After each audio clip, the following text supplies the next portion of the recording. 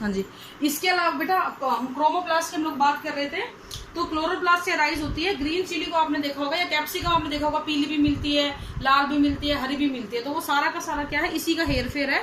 ये अपने आप को कन्वर्ट कर लेते हैं डिफरेंट डिफरेंट कलर्स में। Now comes the most important one, that is chloroplast.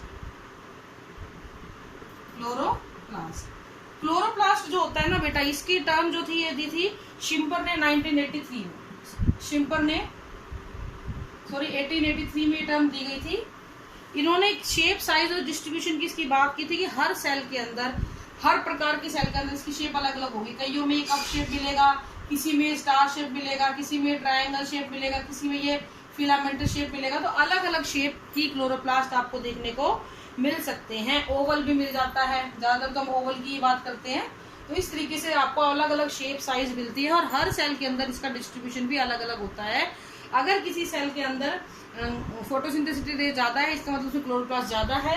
अगर फोटोसिंथेटिक रेट कम है तो क्लोरोप्लास्ट कम है। हायर प्लांट में लगभग हर सेल के अंदर, एक सेल के अंदर आपको 20 से लेके 40 तक क्लोरोप्लास्ट मिल सकते हैं। ये ध्यान रखना है, एक सेल में 20 से 40 तक क्लोरोप्लास्ट मिल सकते हैं। पत्तियों के अंदर क्लोरोप्लास्ट पौधे के और हिस्सों के अलावा मुकाबले काफी ज्यादा होता है। इसका साइज कुछ माइक्रोन का होता है। अगर इसके डायमीटर की बात करें तो 4 to 6 माइक्रोमीटर का इसका डायमीटर होता है।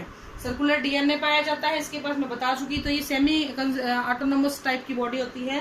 कुछ लोग ये मानते हैं कि जब यूकेरियोट्स बन रहे थे इवोल्यूशन के दौरान, उस दौरान एक प्रोकैरियोट ने एक दूसरे यूकेरियोट को खा लिया था और वो दूसरा यूकेरियोट पचा नहीं, बल्कि वो उसके साथ ही रहना शुरू कर दिया। तो एक जो बड़ी सेल बनी, वो मेन सेल थी, उसके अंदर जो ये माइटोकॉन्ड्रिया, क्लोरोप्लास्ट है ना, ये दूसरे प्रोकैरियोटिक ऑर्गेनिज्म थे। ऐसा क्यों माना गया बेटा? क्योंकि इसके अंदर राइबोसोम भी प्रोकैरियोट वाला है 70s।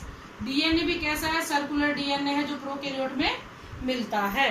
ठीक है, तो इस तरीके से इसको हमने ये मान लिया कि शायद ये वही प्रोकैरियोट है। हालांकि इसके बारे में कोई फुल प्रूफ नहीं है, लेकिन ऐसी बातें चलती हैं इवोल्यूशन के दौरान।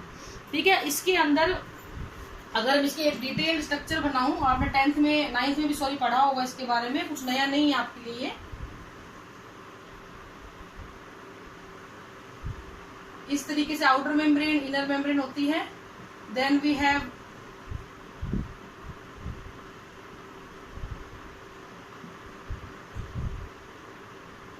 इस तरीके से स्ट्रोमा है इसका, और यहाँ पे आपको राइबोसोम मिल सकते हैं और इसके अलावा एक सर्कुलर डीएनए मिल सकता है। ठीक है, this is the outer membrane, inner membrane. तो डबल मेम्ब्रेन स्ट्रक्चर हो गई। डीएनए मिलता है, सेमी ऑटोनोमस हो गया, राइबोसोम मिलते हैं। और कैसे वाले मिलते हैं बेटा, देखिए जरा, 70s टाइप के प्रोकैरियोटिक वाले। ये जो एक थैल, इसको बोलते हैं थाइलेकोइड, एक सिंगल यूनिट को। अब ऐसा ये एक सिंगल यूनिट को हम क्या बोलते हैं, थाइलेकोइड। और ऐसे थाइलेकोइड जब एक के ऊपर एक के ऊपर एक जम जाती है तो उसको हम बोलते हैं ग्रेनम। और ये सारे के सारे मिलके क्या बनाते हैं, ग्रेना। ठीक है, तो हमें ये कह सकते हैं कि हमने क्लोरोप्लास्ट को दो हिस्सों में बांट दिया, ग्रेना और स्ट्रोमा। और ये जो लिक्विड पार्ट जो बचा बाकी, उसको हम क्या बोल देते हैं बेटा, स्ट्रोमा।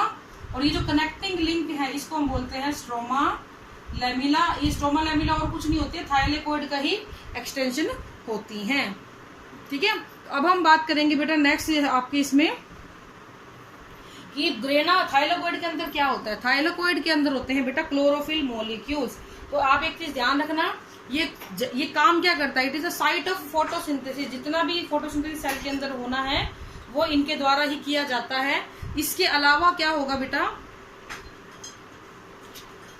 जितना भी लाइट रिएक्शन मेनली होती है वो कहाँ परफॉर्म होती है, क्लोरोफिल के अंदर परफॉर्म होती है। और ये क्लोरोफिल कहाँ मिलता है, थाइलेकोइड के अंदर। थाइलेकोइड जो है उसके अंदर बहुत सारे क्लोरोफिल होते हैं और यहीं पे लाइट रिएक्शन परफॉर्म होती है फोटोसिंथेसिस की, और डार्क रिएक्शन परफॉर्म होती है स्ट्रोमा के अंदर। तो यहाँ पे होगी डार्क रिएक्शन और इनके अंदर होगी लाइट रिएक्शन। ठीक है बेटा, अब अगर हम थाइलेकोइड का नाम पूछे तो मैंक ने इसका नाम दिया था। 20 से 25 थाइलेकोइड होते हैं जो एक दूसरे के ऊपर सेट होते हैं और ग्रेनम का फॉर्म करते हैं। इसके अलावा 40 से 100 ग्रेनम किसी भी क्लोरोफिल प्लास्ट के अंदर पाए जाते हैं और यहाँ पे लेमिना से ही कनेक्टेड होते हैं। ये मैं आपको डायग्राम में दिखा चुकी हूँ। ये लेमिना जो ये स्टोमा लेमिना है, ये और कुछ नहीं है, ये इसी के एक्सटेंशन होते हैं। किसके, थाइलेकोइड के ही एक्सटेंशन होते हैं। यहाँ पे एक स्ट्रक्चर और पाई जाती है जिसको हम क्वांटोसोम बोलते हैं। इसमें क्वांटोसोम 230 क्लोरोफिल मॉलिक्यूल जब मिलते हैं, ये ध्यान देना बेटा, नीचे पूछा गया है 230 क्लोरोफिल, क्लोरोप्लास्ट नहीं क्लोरोफिल, क्लोरोप्लास्ट के अंदर होता है थाइलेकोइड, थाइलेकोइड के अंदर होता है क्लोरोफिल। तो क्लोरोफिल के 230 मॉलिक्यूल जब मिलते हैं then they will form a quantasome. अब बात आती है कि क्लोरोफिल किसका बना होता है। क्लोरोफिल खुद बना हो, देखो हीमोग्लोबिन जो आपके ब्लड में होता है ना, ऑक्सीजन कैरी करता है, इसकी स्ट्रक्चर और हीमोग्लोबिन की स्ट्रक्चर, क्लोरोफिल की स्ट्रक्चर और हीमोग्लोबिन स्ट्रक्चर दोनों सेम होती हैं, but the basic difference is in human blood the haemoglobin have iron whereas in the chloroplast it have magnesium ion। ठीक है बेटा, तो ये आपका मेन इसका स्ट्रक्चर है क्लोरोप्लास्ट का, प्लास्टिड का। अगर इनके फंक्शंस की हम लोग बात करें तो फंक्शन आपको पता ही है, स्टोरेज में काम आता है, रिजर्व फूड के कलर देने के काम में आता है, प्लांट्स को फोटोसिंथेसिस में हेल्प करता है, फूड प्रोडक्शन में हेल्प करता है। तो फूड बनाने से लेके स्टोर करने से लेके सभी काम इनके द्वारा परफॉर्म किए जाते हैं, तो ये आपको ध्यान रखना है। इसके अलावा जो मेरी पीडीएफ है उसमें मैं क्लोरोफिल के फॉर्मूला वगैरह डाल दूंगी, हालांकि वो ज़रूरी नहीं है बट स्टिल आपको नॉलेज के लिए। तो आज के लिए इतना ही बेटा, thank you and have a nice day.